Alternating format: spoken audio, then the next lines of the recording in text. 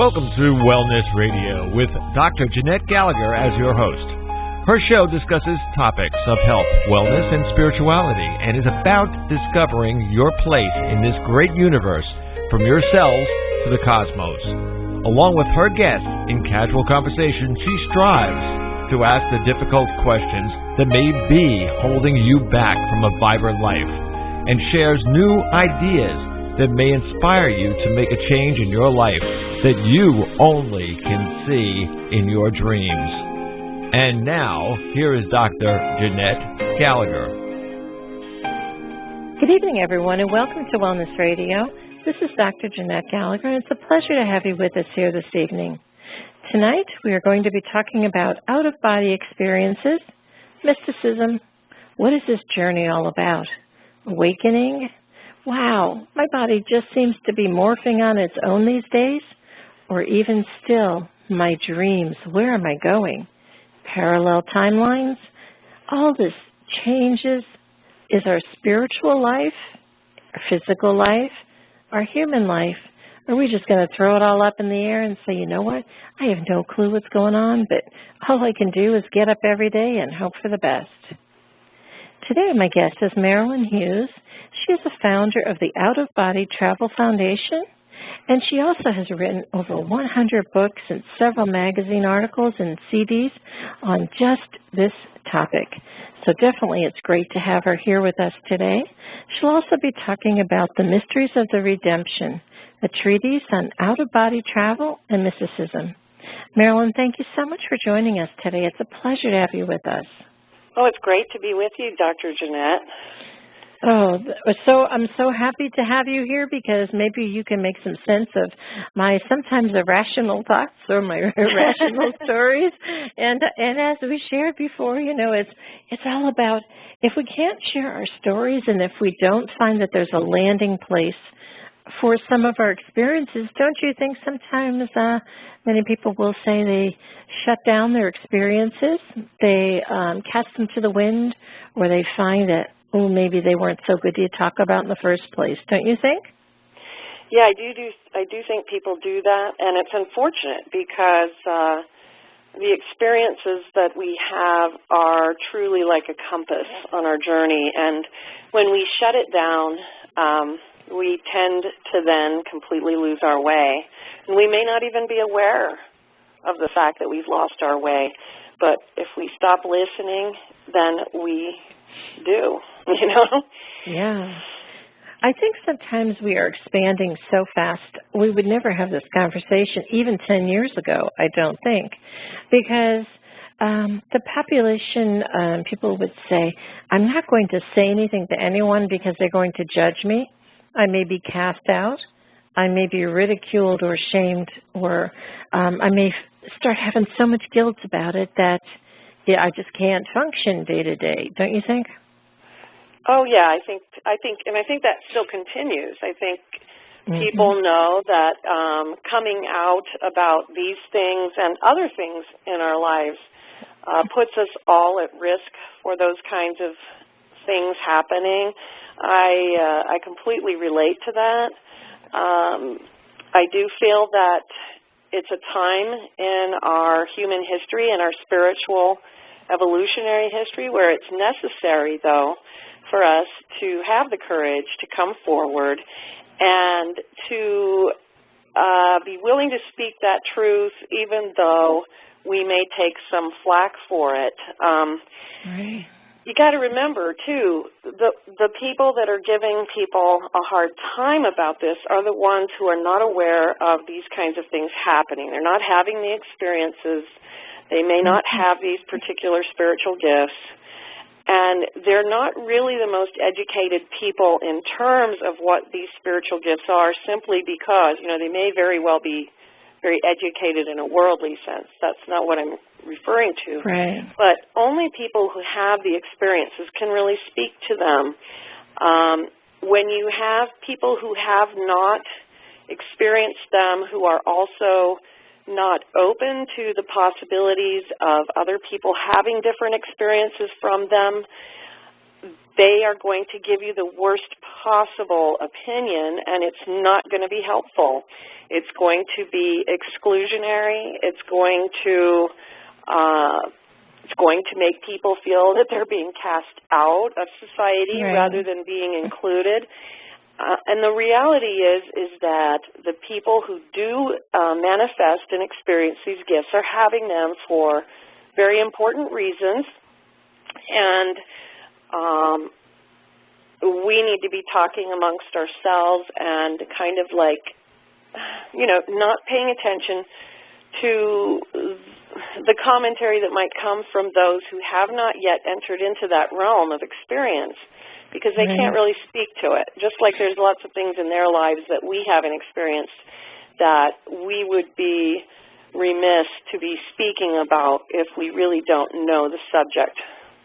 It's interesting because I can know for myself, there's many times I would say to someone, don't you see that? Look at that person.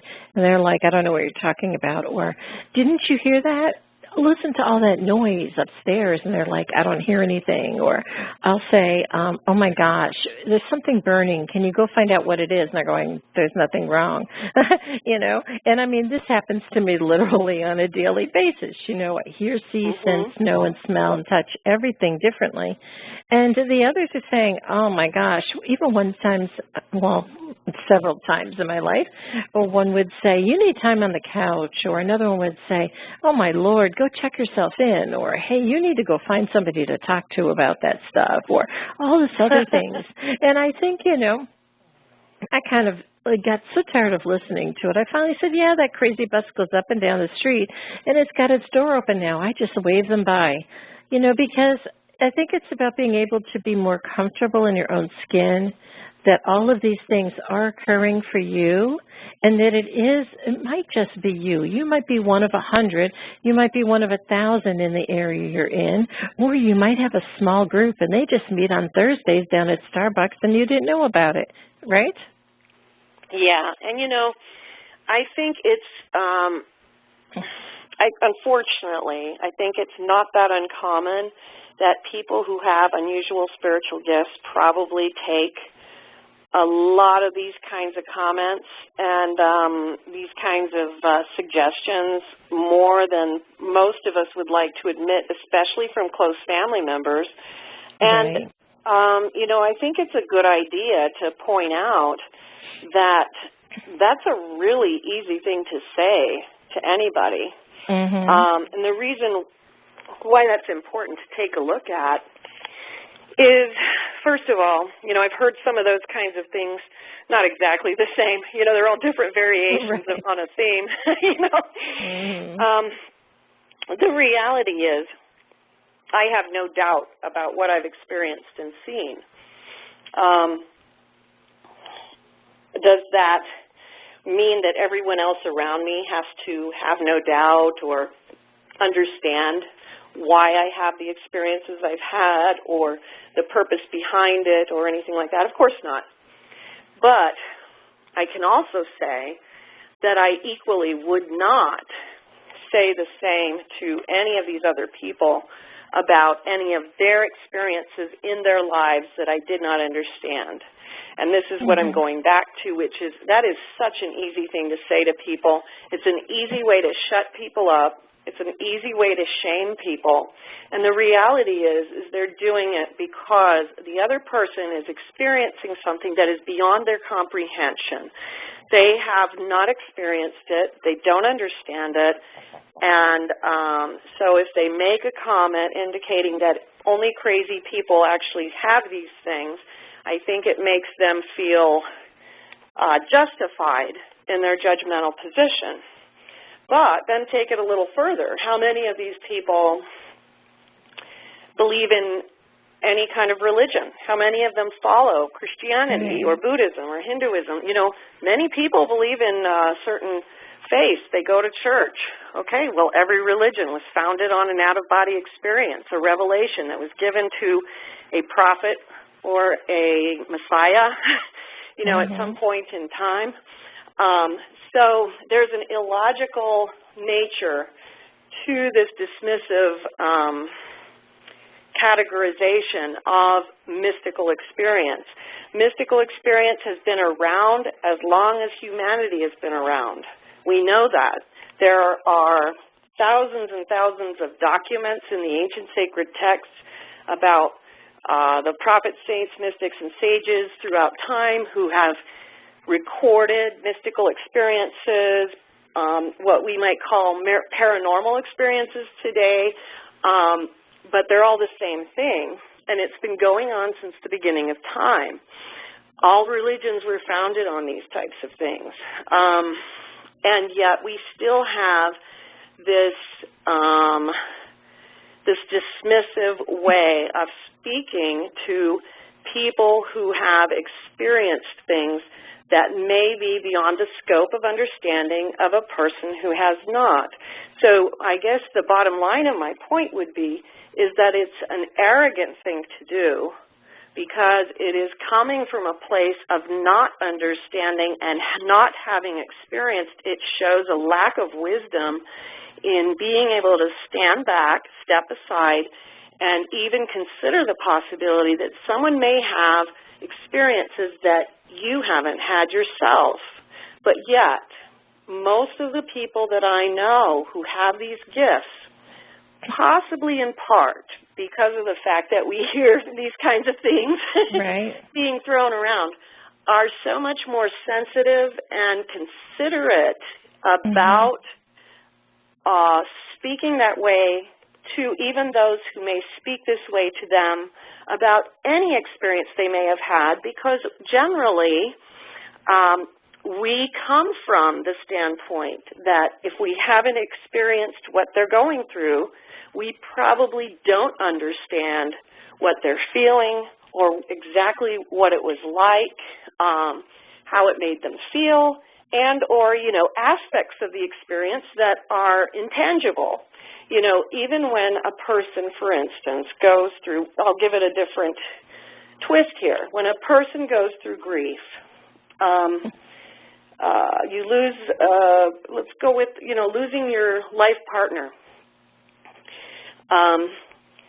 People have spoken about this for decades, too. I remember, I don't know if a lot of your listeners might remember Dr. Joyce Brothers from, she was pretty popular in the 1990s, I'd say, and she did a lot of her psychology and counseling around grief and the grief that partners felt when they lost their life partner.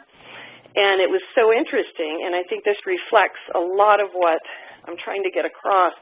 When her own husband passed away, she made a statement and said, I've been teaching people how to grieve my whole life. And she said, and I never understood what it was until now. Right. She said, I didn't know what I was doing. Yeah. And so there's an intangibleness of any experience that's not just a mystical experience may seem to have an intangible nature to someone who hasn't experienced it. But there's an intangibleness to grief. There's an intangibleness to different things that happen to us in our lives in terms of how does that energetically affect us? How does it come over us? How do we experience it? Like the grief that Dr. Joyce Brothers expressed when her husband passed, that was so very different from what she had understood it to be from her book Learning and from her practice. And this was a very accomplished woman and a very humble woman in my view, because it takes a lot of guts to say that and admit that, because that's really what we're getting to when we ask this question here, which is basically, should we accept that type of comment or statement from people who truly cannot really speak to us about mystical experience because they haven't experienced it. They haven't been there. Most of the time, if someone is going to say that to you and mean it, if it's not just a casual comment or a question, it's because they haven't given even the slightest effort to studying the phenomenon as it's manifested throughout the ages, often considered an ignorant remark. Right. And yet a lot of us are being hit in the heart with that. Yes. because it is. It's meant to hit you there. So harmful.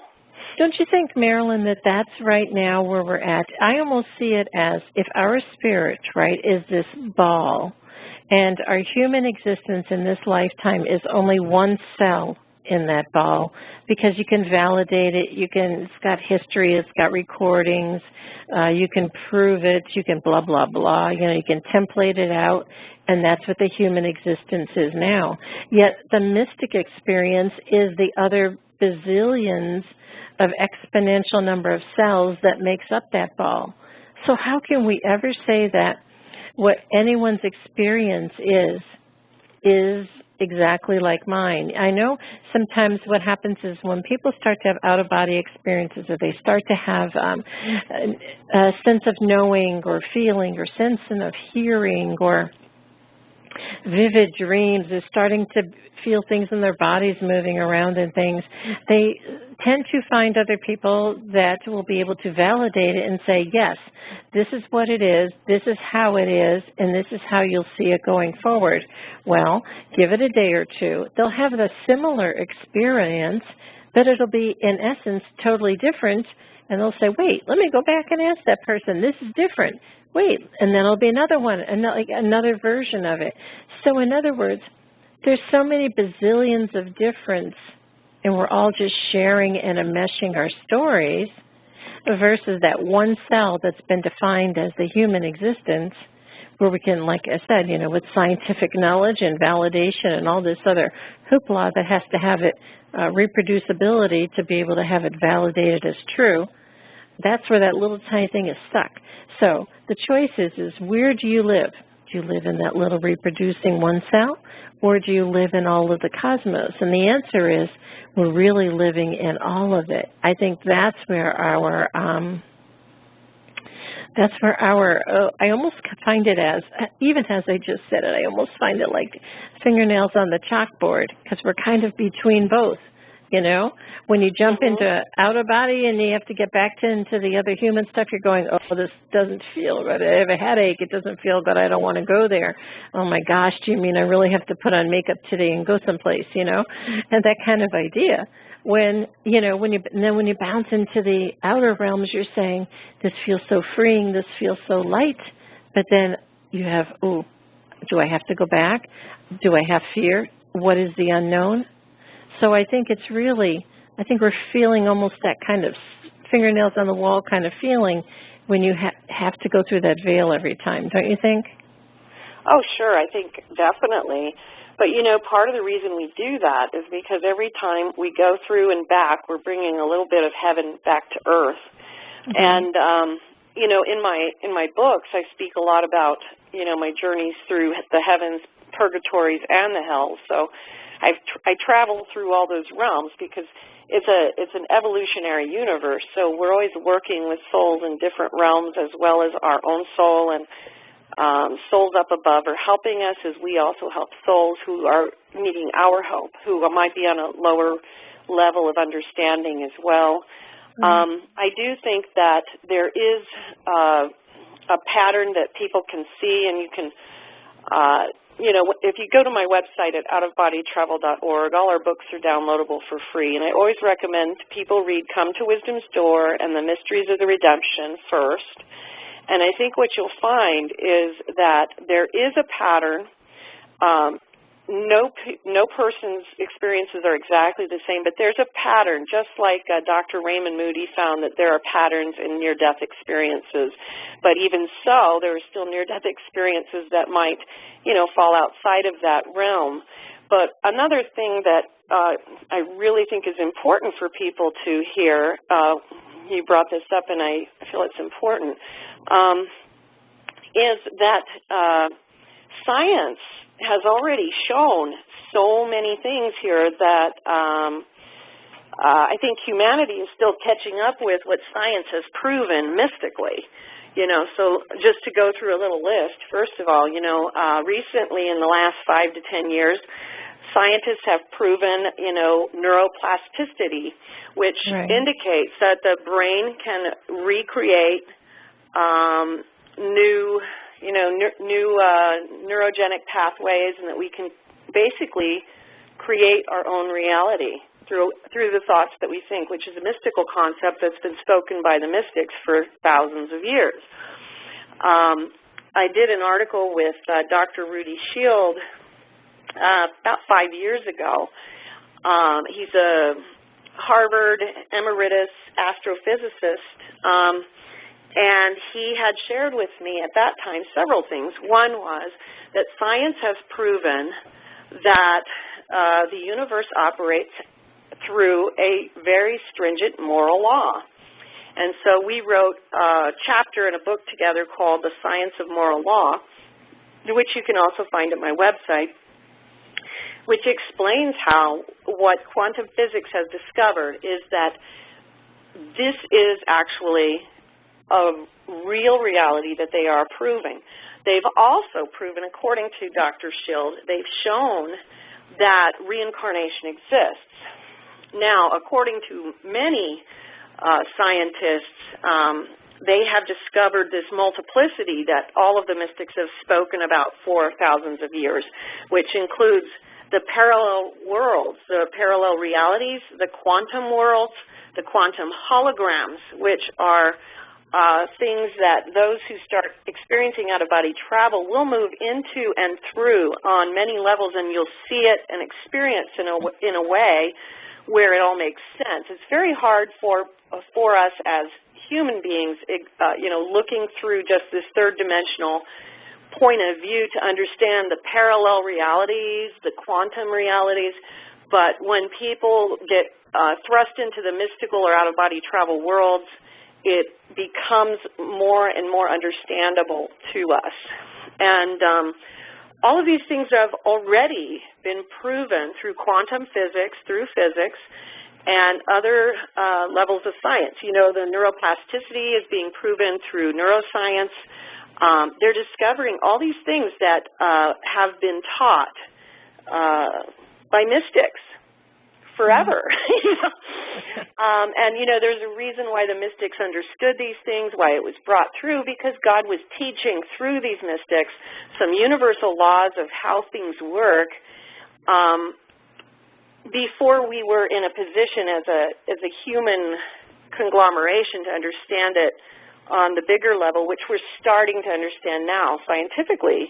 It's just like things, including things like DNA, which completely unlocks genetic codes, and it unlocks genetic memory. It unlocks how we have cellular memory implanted into our bodies of, previous existences and, the lifetimes of other people that have existed throughout time. They've proven this whole idea that cellular memory is actually embedded into our DNA. And so we can have memories of lifetimes that might not even be our own, but it's part of humanity's memories that's genetically encoded into us, or part of our own, ancestral lines, genetic memories. So there is so much that has been proven, but these things are not necessarily being studied or promoted or even looked at by a lot of mainstream people, and they might miss it, that it's actually already there. The time has already come. I remember years ago, like 20, 30 years ago, I had a vision. Science would prove reincarnation, and I thought that was so interesting back then.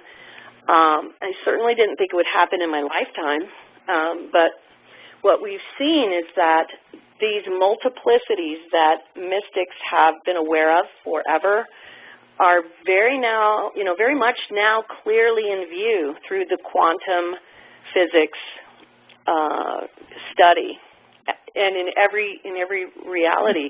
That's why you're seeing so many new programs that are coming out which discuss parallel realities and all sorts of things like that. It's because they're all kind of delving into this new science that is emerging. So I have a question for you, Marilynn. So when you talk about out-of-body experiences, many times people would say, what does that mean? And still others will say, okay, so I go into my dreams and I see all kinds of aliens, and they start dreaming of Atlantis and all this other, and then they try to gather with other people that everybody's, if you have equal an out-of-body experience, you equal it with ETs, you equal it with Arcturians, and you say, this is where we are going. When really, in essence, sometimes the out-of-body experiences can be in any realm, any dimension, any frequency, any being, and any space. It's the entire full-fledged paradigm, left to right, on a horizontal plane, versus how some now are saying that we're going only in a vertical plane. Do you think? I think that, I think it goes in a lot of different directions, and I think that it will vary depending on the necessity for each individual and at any given moment. Now, out-of-body travel as a very clear experience is a very conscious thing where you go through a series of processes that involve the vibrational state. You'll hear the roaring sounds of the astral plane, and then you will actually experience separating from your physical body, and your spiritual body will separate from the physical body. But there are a lot of people who experience remnants of out-of-body experiences through lucid dreams or other types of dreams. And the fact that they don't have a fully conscious memory of it does not change the significance of the meaning of it or whatever is being brought forth. There are a series of progressions that every soul will go through as you enter into the out-of-body travel experience, because what it in essence does is it starts this process of purification, which is really, really important for us as souls here in this particular realm, because that's the primary purpose of why we are incarnated here, is we are living in a mortal realm which contains the elements of both good and evil, and that good and evil resides all around us, but it's also within us, and we are incarnate here to purify those things within ourselves. And if you read the writings of mystical theology from throughout the ages, you're going to see that the whole science of mystical theology is the science of the purification of the soul. So the purpose being to go from the state that we arrived to achieving a much higher and holy objective, removing the things within us that represent delusions or false beliefs or, hatred, injustice. A lot of it has to do with an incorrect understanding of what eternal love is, incorrect understanding of what an eternal mission is. People get caught up in a lot of misunderstandings of how things should be played out. So it starts out with a lot of people will begin by seeing past lifetimes. And part of the purpose of that, there's several purposes, but we'll just kind of glaze over some of it. Part of the purpose of that is that over time you're going to see patterns of behavior in your different lifetimes. You may even see like a karmic configuration between 2 or 3 or 4 souls where you're seeing the same pattern being played out over and over and over again. And that's going to give you an indication as to what the primary obstacle you've had to overcome in these lifetimes. You'll see how you've tried to overcome it in previous lifetimes, recognize that that didn't work, and therefore, okay, so this set of 5 things did not work that I'm remembering, so there's got to be a different way for me to do this. And then you're going to be directed through a lot of training, because each stage of the out-of-body experience, you're going to have different teachers, and these are spiritual guardians who are going to come. In my case, I had one of my first teachers was Emmanuel, and he was a particular teacher who taught me about the oneness of all things and of all life. And then I had a teacher named Kutahe, who was an Asian master, and he started teaching me about some things that were pretty hard to put into words, actually, pretty intangible things, but he was intense master, you know, where literally there was a point where there's different points, and if you look at through the ancient sacred texts throughout time, you're going to see this as being part of it, where sometimes we have to be kind of like shaken up into the truth. Kutahe was a teacher who shook me up. You know what I mean? Yeah. He shook me up, and he made me see things that I didn't see, and he was powerful and stuff. And you know, and so you go through these periods, and it starts out. Most people will start out with, you know, past lives, things like that. They'll go through things, what I call atonements, which is that they will start going back and revisiting moments in their current life with people where they've had misunderstandings, and they will work them out on the mystical sphere. Because everything has to be brought back to love. So that's what we're doing with all of these things. Then you go through a very intensive period which goes through creation, where you're finding out what your point in creation is, whether you're a creative being, whether you're a scientific being, whether your gifts lie elsewhere. This is where a lot of things will be revealed to you about your particular calling in this life. A lot of beautiful experiences I had in there, going to the warehouse of unfulfilled dreams, where, you know, there were hundreds of paintings and books and scientific discoveries all yet to be discovered because people had not fulfilled those dreams. They had them programmed within them, but they did not bring them in. A lot of beautiful places. The Temple of the Dolphins was this beautiful place, you know, where a lot of creation was energized. But yes, so then you start going through the rites of passage, the initiations into the mysteries, and these are things that are just going to take you deeper into the understanding of certain mysteries of existence. A lot of this stuff involves energetic shifts in your constitution and your spiritual construct that's going to help you move forward. You're going to move then from there into, there comes a time when there's a coming together of all of your multiplicities and your higher self, and you're bringing the knowledge of all your lifetimes into your current vessel. It's a big moment. It's an important moment. And after that, there's going to be a period where you move towards the ascension, the rites of the ascension, which are a complete separate thing in and of themselves. And like I said, this is just a rough, you know, a rough thing. People go through it differently, but I have definitely found from people who contact me that it's pretty close. People do find themselves falling within these very similar patterns of development. And you know, and it continues. It continues. That's literally just the beginning. You know, so that's literally just the beginning. I've been doing this for over 30 years now, so you can imagine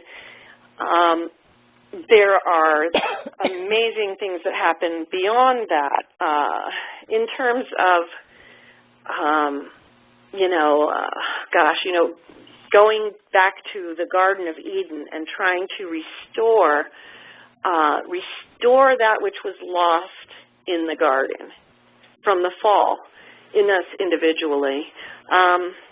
There are so many passages that you're going to go through, but it all relates to purification. I apologize; it's definitely hard to summarize for sure. Do you think that over the existence now, when more people are becoming more awakened and others are finding themselves on this path that you've just spoken about, do you think that sometimes we can say, okay, well, I'm at peg 1 and this is where I start and I go through? Or do you think maybe they just all of a sudden one day find someone like your messages or like this radio show and they'll say, oh, okay, now I can, in reflection, look back at this lifetime and see how those pieces and those puzzles kind of fit together. You know, in other words, sometimes when we're actually in an experience, I think it's best to be present in that experience and not worry about what does this mean to me today. Do you know what I mean? Kind of idea. Just let it be, let it play out, and then 2-3 weeks you may reflect then and say, oh, that's how that fit together. That's how that came together. And you kind of, it takes like 1 second and it just shows up versus trying to conform in the picture, so to speak. Yeah, I don't think anyone should ever focus on trying to conform in the picture at all. I don't think that that's helpful. I think the focus really does go to, if you had something happen last night or last week, you just focus on what that is bringing to you at that moment. Because that is exactly what you need at that moment. Most of these experiences that we'll have are bringing in some type of alteration. It's going to change our energy. It's going to change something in our way of thinking. It's going to give us something to think about or to contemplate. And that's, we need to be focused on that part in that moment. That's what leads us through. It becomes, I do definitely recommend that people keep journals of their experiences because you do see over time, if you keep the journals, you can go back and you can put things together that you might not put together otherwise that is helpful. And I think that's real important. You know what I mean? Yeah. It's interesting you say about journal, and most of my things, I will be sound asleep, and all of a sudden I'll sit upright, I'll pick up my cell phone, and I have an iPhone, and I go to the one that I think it's just Notes is one of the apps on there, and I'll just start typing away, and I can't see squat. I mean, with my glasses on, I'm just typing, and I'll set it down, and I'll go back to sleep. When I get up in the morning is when I read what I've written, and I go, oh, okay, that was cool, and it's sort of, it's so, I think sometimes when these things happen or you experience them or anything, you just want to step back, and it's almost like you're just standing there with mouth wide open. You have no words for the moment when you really start to have them.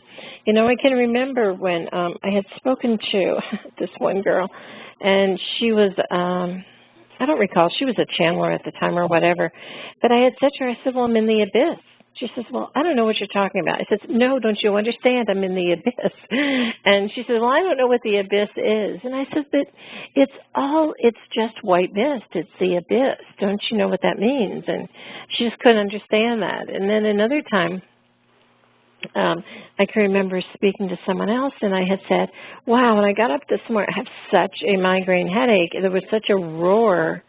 I was trying to wake myself up, and I had to come back really quickly back into my body, and the roar, it just sounded like going through that black hole. It was like, it's almost like you stuck your finger in the middle of a vacuum cleaner that's on really high and put it up into your ear, and you're going, oh, that sound is just, it was like, wow, I mean, and so all of these little things, while they may seem just as a passing and we're not in awareness of them, do you think sometimes our consciousness just says, oh, okay, and our unconsciousness says, don't worry, I got it, we're on track? Yes, I do think that's the case. In reality, with the subconscious and the unconscious mind are processing things that are coming through even when we're not aware that things are coming through, because most people do have these out-of-body experiences in their sleep, whether they're aware of them or not, because there's a lot of alteration that goes on in the subconscious minds of humanity and on each of us individually. And so absolutely, yeah, I think it's definitely something that our subconscious and unconscious minds are very much just very accustomed to. It's part of their function, I think. But what we definitely would like to encourage is bringing that from the subconscious up towards the conscious, because what happens is when we basically awaken in the dream, so to speak, we are allowing some type of understanding that is necessary for us to bring into this realm, which has to come in eventually consciously. So there is a reason why we want to allow it to come forward like that. The purification journey is just so important because as we experience the reincarnation patterns, what we're trying to do is achieve a certain goal when we leave this realm. And one of the things I've been shown repeatedly is that so many of us waste so much time here. Ironically, going back to what we spoke about earlier in the interview about the people who blow these things off, a lot of people are in that kind of mindset and that space, and they literally can go through an entire lifetime of wasted time because nothing has been brought forth from the subconscious to the conscious. No spiritual awakening has occurred. There may be worldly attainments. There may be, achievements of that nature, but that's not what we're here to do. We have spiritual things that we need to accomplish. One of the reasons I pay so much attention to the ancient sacred texts, besides the fact that, Jesus came to me years ago, decades at this point, I think, with the Buddha and told me to retrieve the ancient sacred texts and the ancient sacred prayer books, and that's when I began, but I've learned that what the ancient sacred texts contain for us are truly the keys, because these are the words that were left in writing by masters who were putting down for us in posterity the secrets that they achieved and attained before they were leaving this realm forever. They were graduating this realm. Right. And people forget how important this is. It's like literally the secrets lying in front of us. And these are not, they're kind of ignored by a lot of people.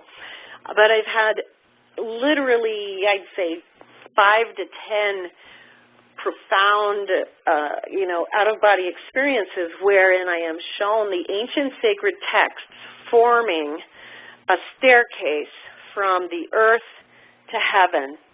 And the reason that is why is because each one of those contains a different experience of God. And, at this point, I probably have 4,000 or 5,000 of those texts in my house, Right. A little hard to find enough bookshelves. But each one of these people had a revelation of God that was unique to them. And the more we are willing to take in these experiences that God has allowed others to have of Him throughout time, the more we understand who God is. Because if you look at that, that's 4,000 or 5,000 different angles from which to view God and to understand Him. And that is what we are trying to do. And then we are understanding God through whichever experience God is allowing us to have in this lifetime as well. But these ancient sacred texts, many of which are forgotten and unknown, were literally the last words of the masters as they left this realm for good, leaving for us the secrets of how they finished the karmic circling here and we're going on to the next level. That's why the purification path is so important. What I see with people is that sometimes it's really hard to get people to understand that you've got to change this focus. And once they're able to lock into that purification journey, it's like they shoot like a rocket. Things just start happening immediately, and they start receiving instruction and guidance. And it's so important to understand we're here to purify that within ourselves that remains dark. So we want to do that. We don't have a ton of time here. You know what I mean? Right. We're here for a short period of time. So let's not waste it. Let's use it well. And the minute that we really comprehend that, lock it in, okay, I'm ready for that purification journey and I'm focused, they soar. And that's what you'll also see. It's amazing what you'll see when you actually read the ancient sacred texts of the prophets, saints, mystics, and sages and ascetics, because you'll just find this universal unity that comes through their writings, but there's also these diversities because of all these different traditions that they come out of, whether they're a Sufi mystic, a Hindu mystic, a Christian mystic, a Buddhist mystic, a Jainist mystic, Native American shaman, tribal mystics from all the ages. There's something that I think is really interesting. I did a lot of study of the shamans throughout the world, and it's very interesting that in the traditions of the medicine men and women throughout the world, which there were on every continent and every region of the world, despite the fact that in that time, back, right after the Stone Age, there was no communication, very little intertravel, a little bit, but not much. These traditions all rose up everywhere, and these people experienced things that were very similar to one another. Why is that? Because they were touching into the same spiritual continuum.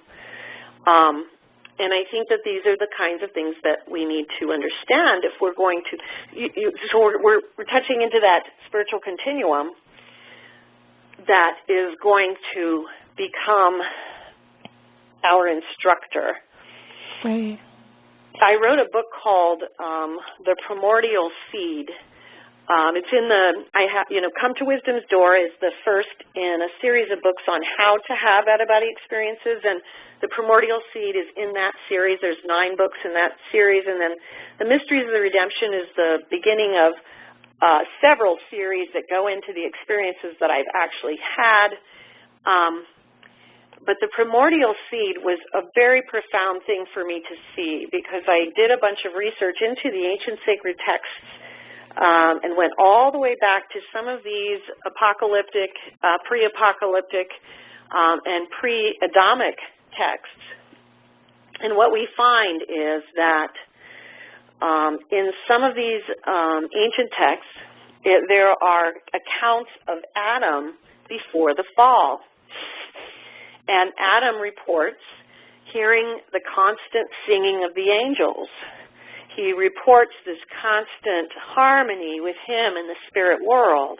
Mm-hmm. And so this tells us how we were originally created. It also tells us that that is demonstrative of the goal that we're seeking, the original creation that we want to look at as a model for us to try to go back to, but there's more to it because Adam speaks about hearing the angels singing the prayers of the hours. And it's so interesting because, the prayers of the hours began, in the Jewish tradition. In the Catholic tradition, there's something called the Divine Office, which is the prayers of the hours. And the primordial seed talks about how the prayers of the hours actually create a circular motion between the heavenly realms and the earth below that allows us to be in the continuum of the angelic realm and of heaven and earth. And this is one of the reasons why it has a tendency to instigate out-of-body experiences because we are joining with the mystical in that way. Another thing from those texts was that Adam immediately reports that after the fall, he no longer heard the angels singing. It all stopped. So we hear from that it is our unholy actions, our sinful natures, our vices, the things that we do not recognize, these things that need to be purified, that hold us apart from God. We forget God is all holy. So if we want to approach an all-holy God, we must first begin to understand what holiness is. So therefore, when you then understand that the path of purification is this process where we go from our material understanding to an understanding that takes in what is true holiness, and what is that path of holiness that leads towards the all-holy God that I so want to be united with. We have to remember we approach God as He is, not as we are.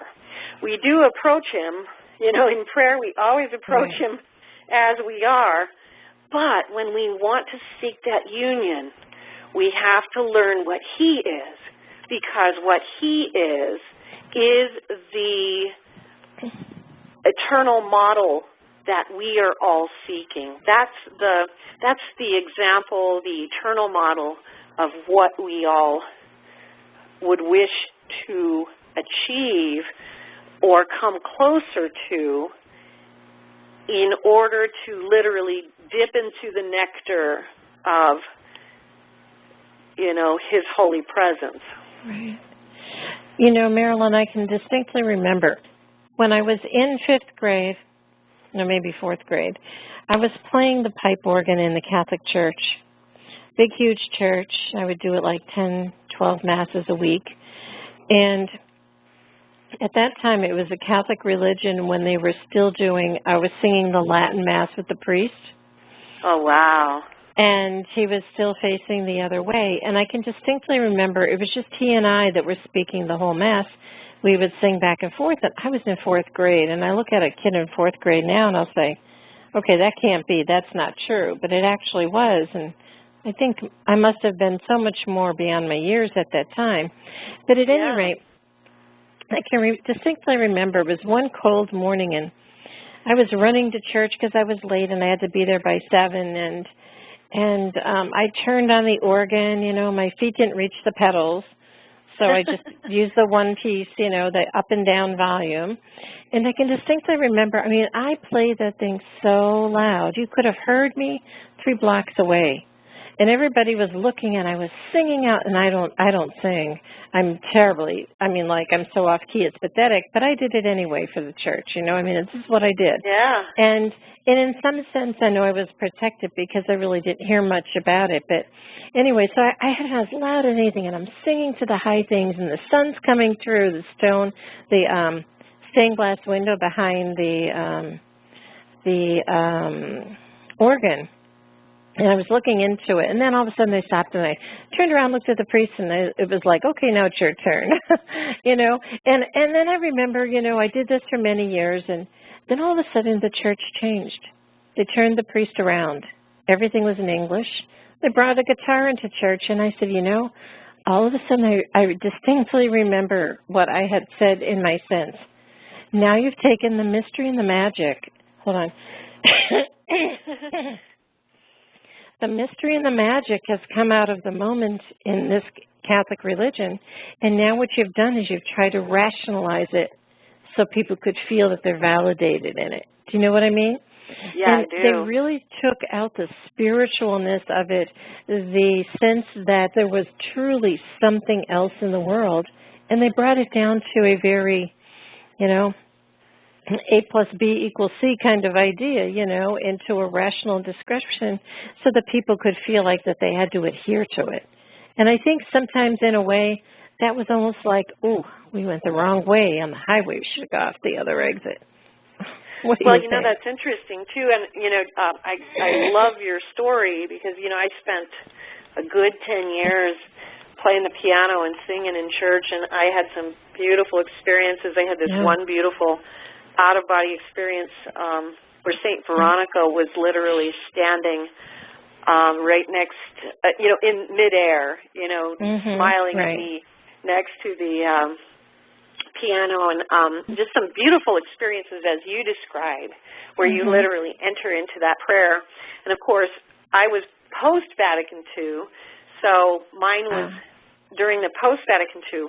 I think what's interesting about this is that there is a discussion in the church. It might even be considered like a little bit of an argument about that very fact. There is a group called the Society of St. Pius X, who began with Father Marcel Lefebvre, priest in, I guess it would be around 40s and 50s, who who then, as Vatican II started forming in the 60s, continued training priests in the old Latin rites, and they continue to do this to today.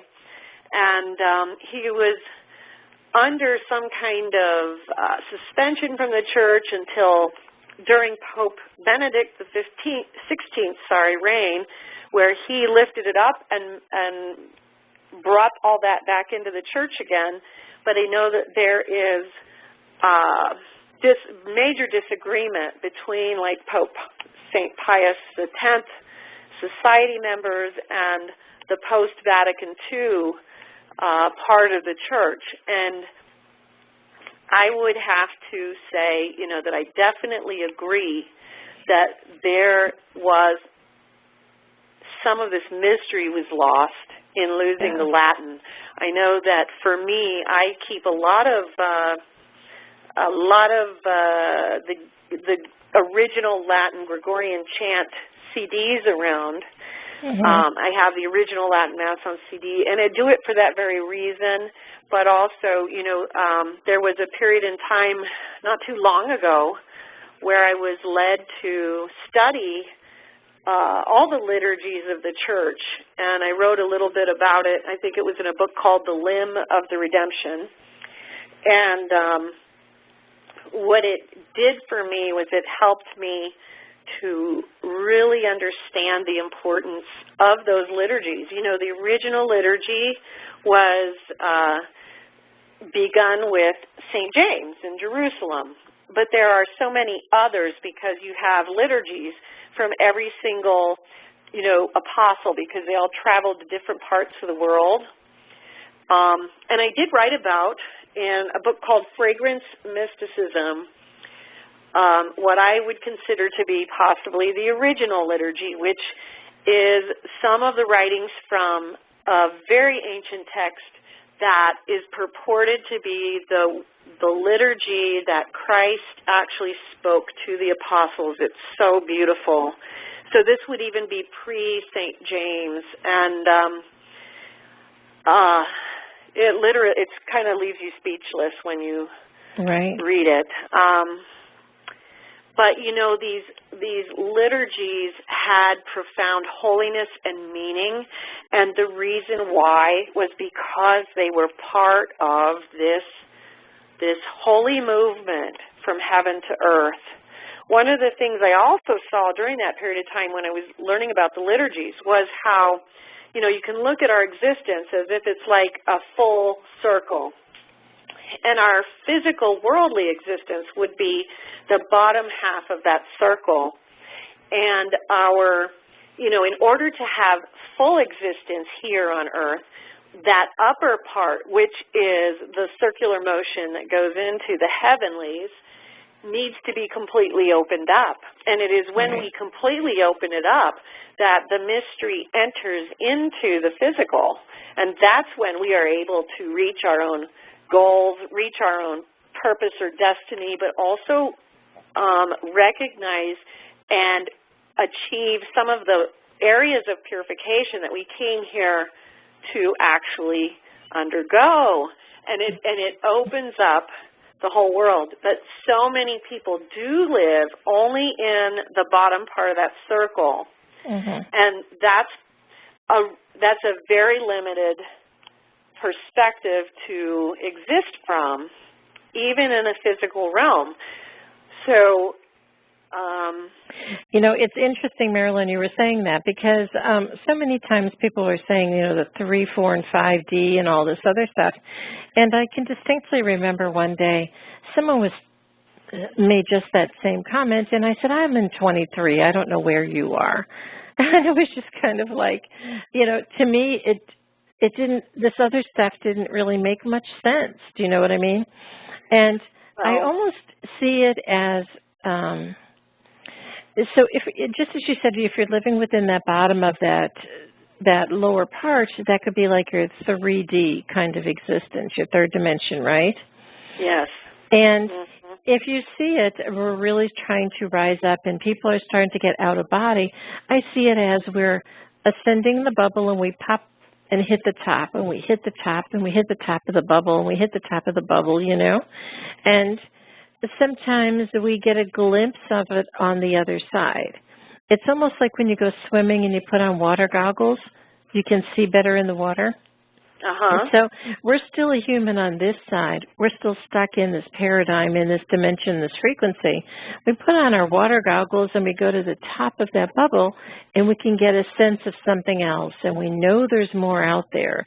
And we just want to keep reaching out for it, you know? And absolutely. Yeah. It was so funny because I said to someone one day, says, man, I am so tired of hitting the top of this bubble. I wish it would burst and we would be in the next dimension. In other words, when we get to that higher dimension, we aren't going to be using, hey, I've got to go to Walmart. Can you put some gas in my car? And, oh, my gosh, I need a new pair of shoes. Let me check out Amazon. Do you know what I mean? In other words, whatever that all is, it doesn't exist in the other space. You know what I'm saying? And well, it's not very important in the right, other space. Right. Sure. It doesn't show up. It's not. It's almost like it's not there. Do you know what I mean? And I think, yes. I think sometimes when people say, well, someone had said to me one time, well, you need to get back down to reality because this is what it's all about. And I just kind of went, ooh. Okay, that was pretty harsh, you know, and I think the idea that if we can learn how to navigate all the way through this bubble with our goggles on, that's truly what you're talking about, because that's where we are now, and that's what we're, you know, for having this conversation, this is what we're engaged in. So how can we travel through the bubble and be able to keep ourselves, you know, just being able to see all, don't you think?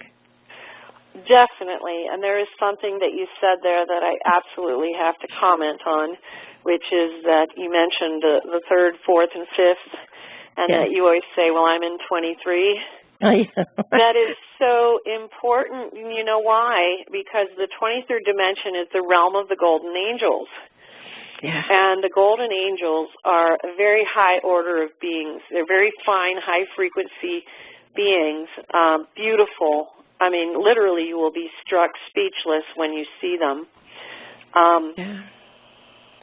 Well, you know, I have seen angels my whole life, and I thought that everybody knew this, and I see dark figures all the time, and I thought this stuff, I think all of this stuff that's on this other realm, other people have had, and they just don't talk about it, but really, I see it as normal, and I don't even put a recognition that it's, quote, different or it's a gift or it's expanded or it's this, that, or the other.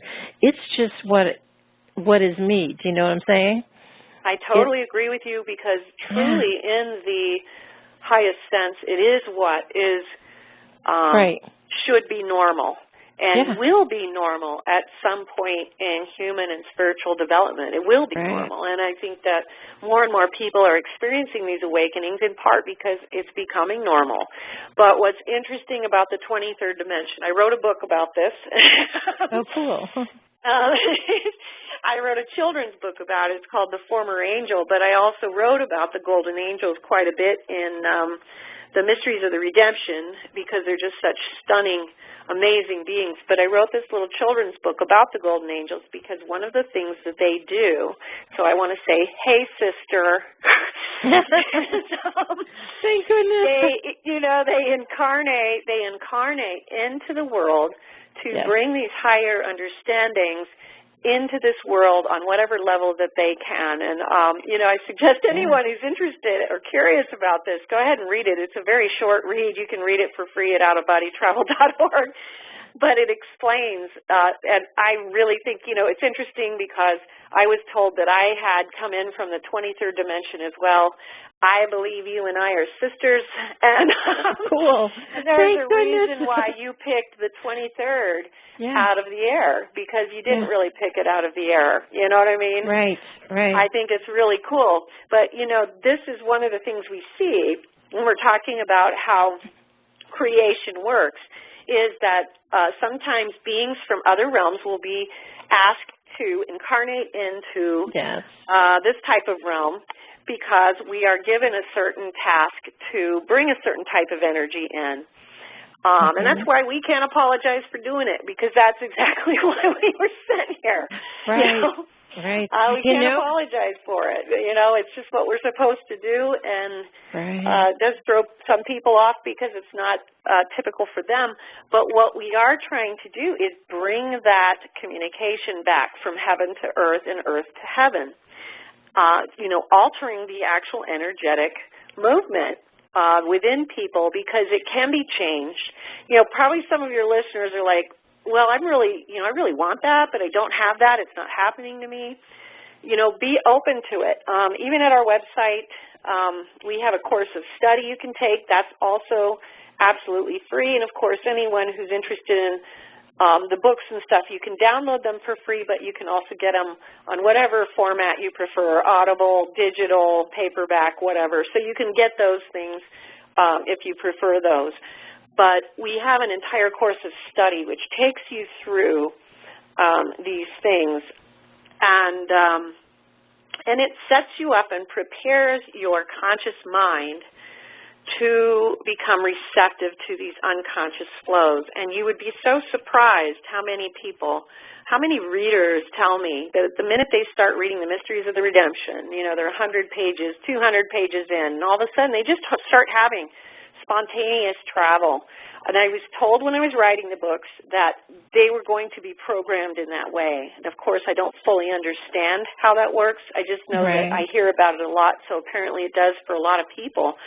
So just, you know, part of it from my perspective is that by opening up people's understanding that it can happen, that these worlds do exist, that they are accessible, that the human consciousness is prepared to receive that.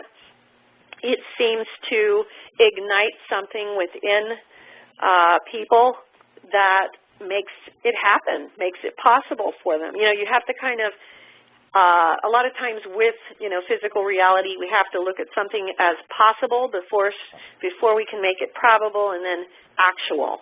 And I think that's what part of what we're doing here by talking about it. And then as people read about these things, they're changing, ironically, the neuroplasticity in their own brain, where they are recognizing that, oh, I can change this. And, you know, this is not something that was just accessible to me or accessible to you. This is something that is part of our human construct. It's just something that has lain dormant for a very long time, and it doesn't have to remain that way. And, in fact, that's part of the reason why things are occurring the way they are. That's why golden angels have been sent down from the 23rd, you know? Right. Because we're trying to bring in the reality to people that this is not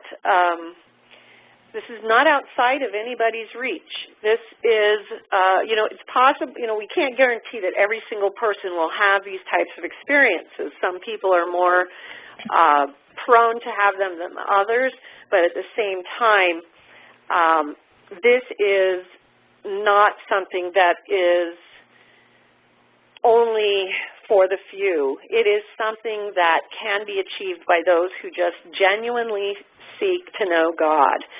And it's happening. It's happening to a lot of people right now. And I think really my purpose with the radio show and my work is about being able to share stories of my experiences, which are a full circle. And when I do that, I share it in terms or words so that others might be able to understand. In other words, I always thought that, you know how you say we're having a human existence and we're rising up or whatever, and I don't know, whatever that talk is, and I truly could never function within that. Mine was always, I'm always above, and it was like I'm tethered to the earth for some reason. It's sort of like I even had my right foot. It was hurting me like nobody's business for like 2 years, and all the things, plantar fasciitis, you need to do this, maybe it's your hip, maybe you need to walk more, blood, all this talk, chatter. And I said, would you please just shut off the radio? It's not that at all. I'm just trying to keep myself flying because that's what I feel and that's how or who I am. But the earth is still tethering my heel here. That's all that is. And then one day, guess what? Got up. He'll never hurt anymore. So I think the idea is that if we can make light of our experiences, if we can just dance with the flow more, isn't that being able to learn to fly? And it's almost like I always want to say to people, I'm going to teach you how to fly.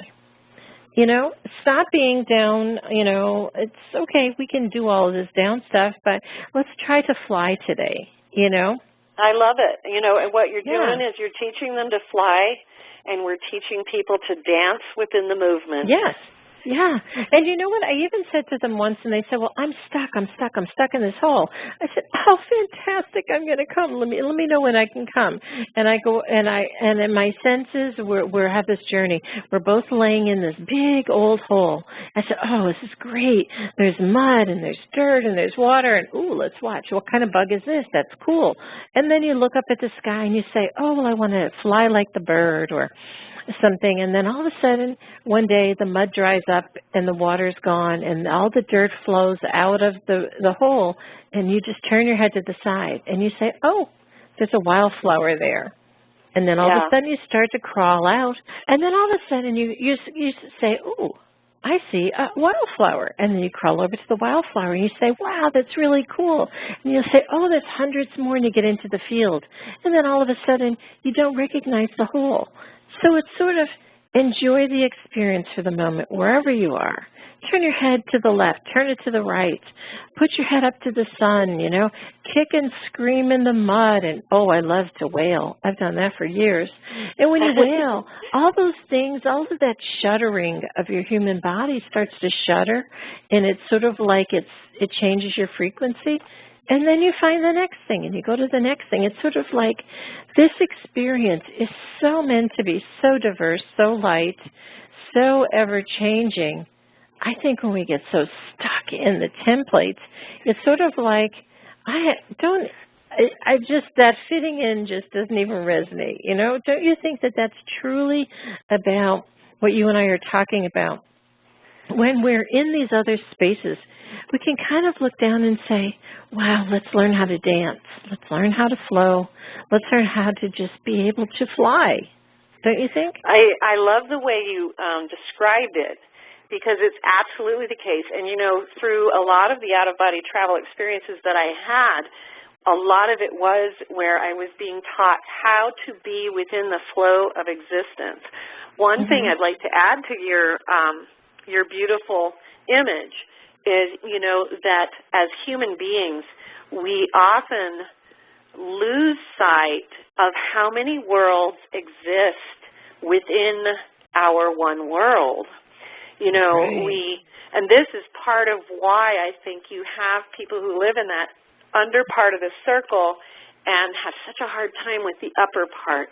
But, just as you're saying, if you are existing in the human world, let's say you're walking down a busy city street and you see a bird. That bird lives in an entirely different world from you. Can you move your consciousness into what is that bird's world?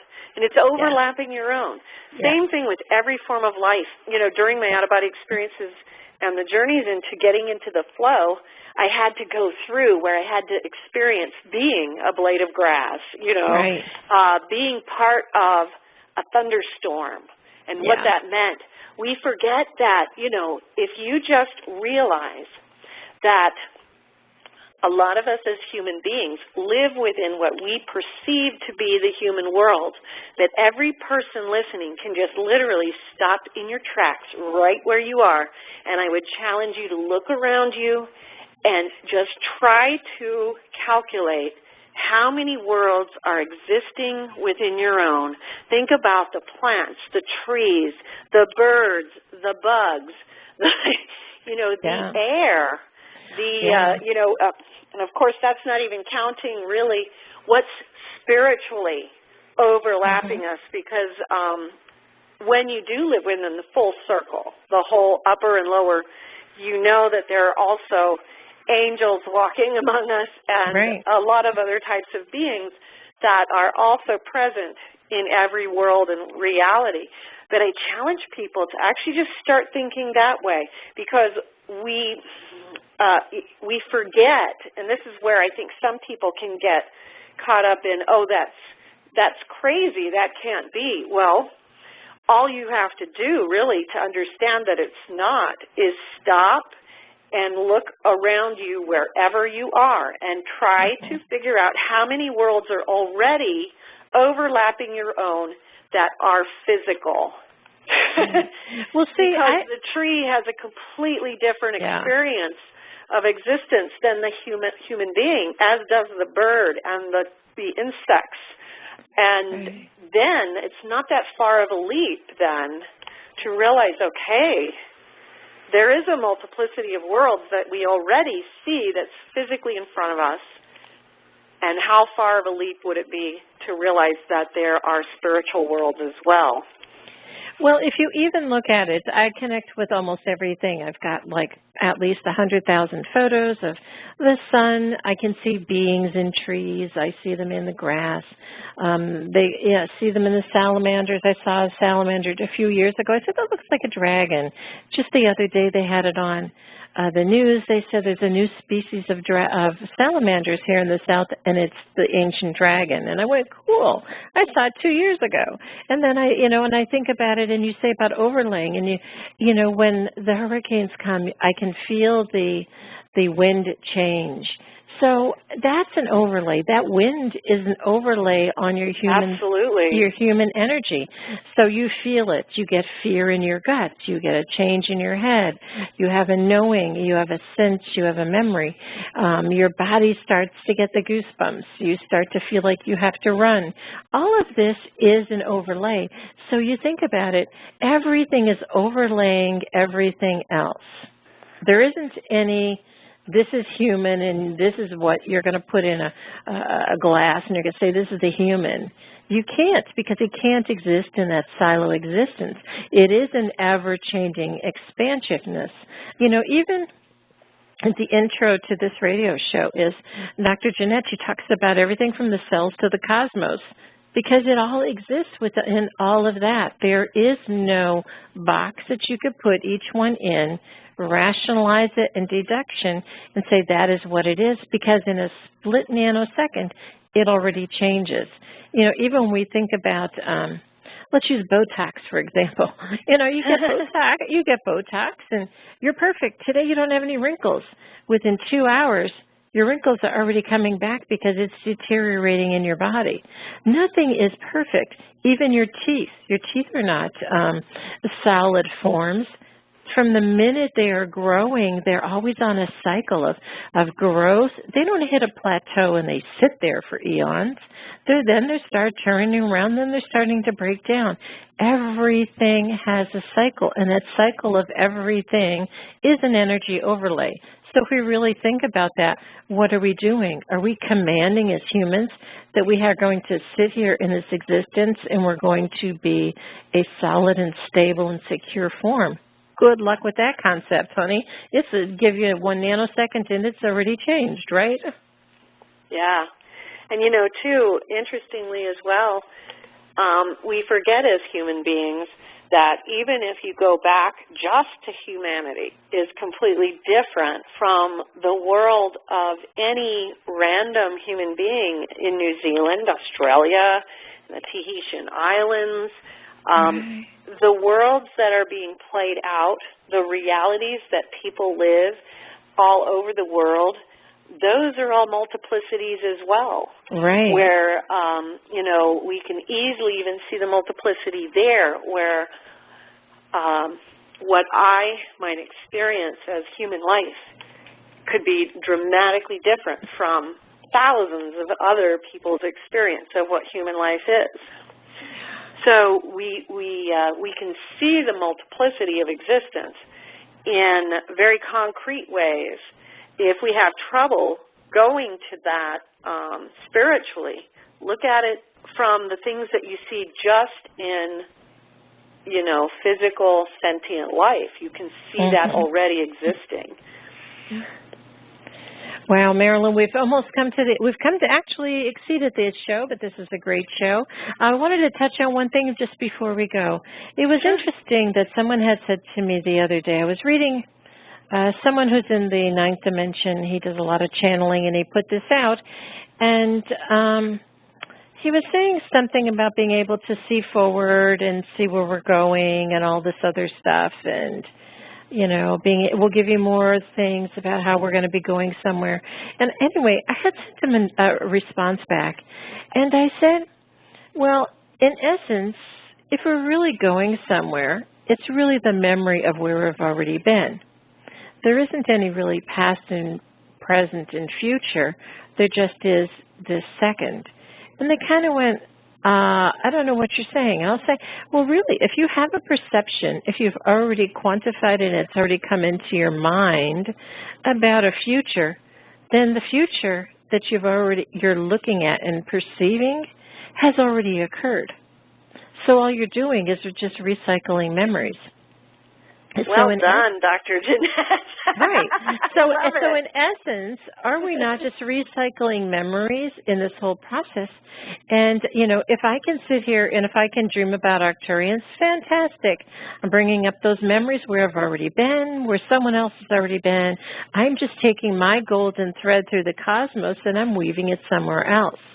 If I'm having a dream or an out-of-body experience, or if I'm having a repeat kind of, oh, hey, that you must have done that 100 times and you still can't get it right syndrome, well, maybe that's just you're looking back at the thread and the cloth that you've already woven.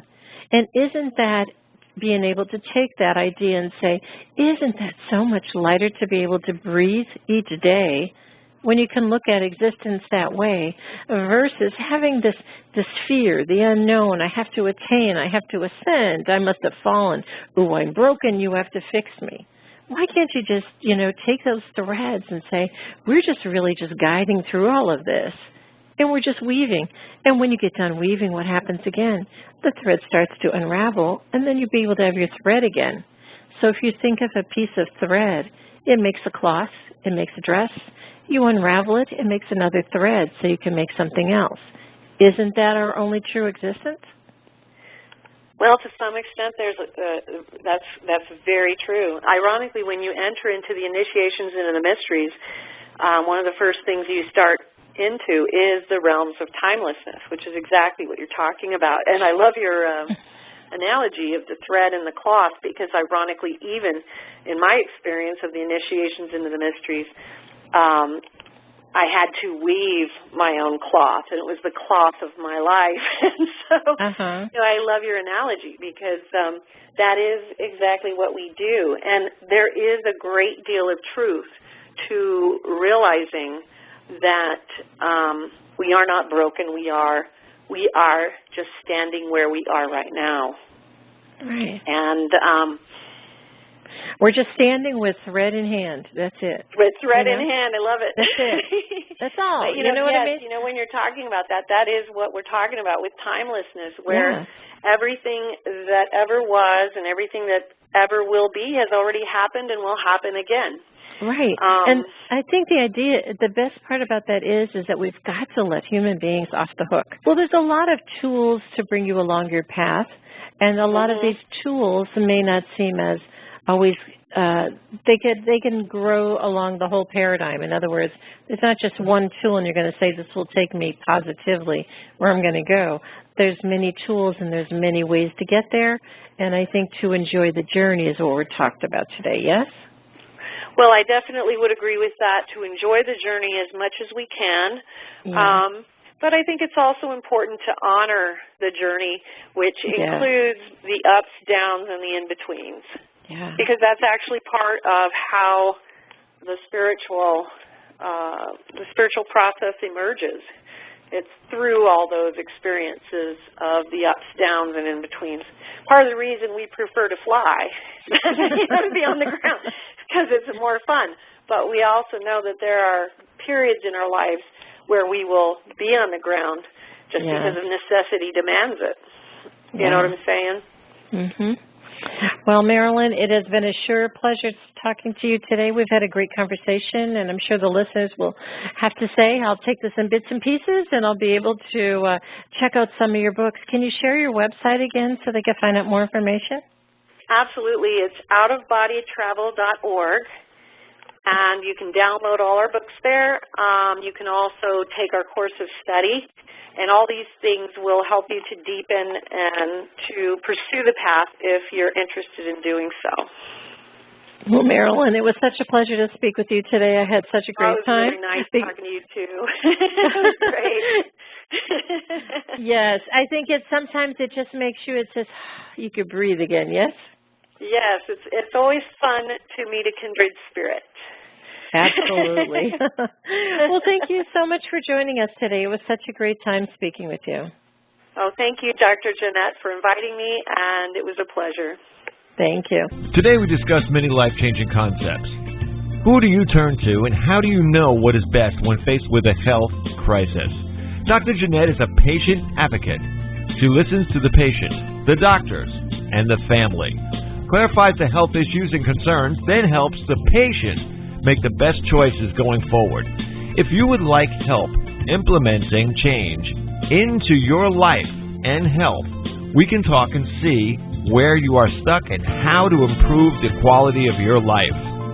Check the link on the bottom of today's show page or visit drjeanettegallagher.com to schedule a phone appointment today.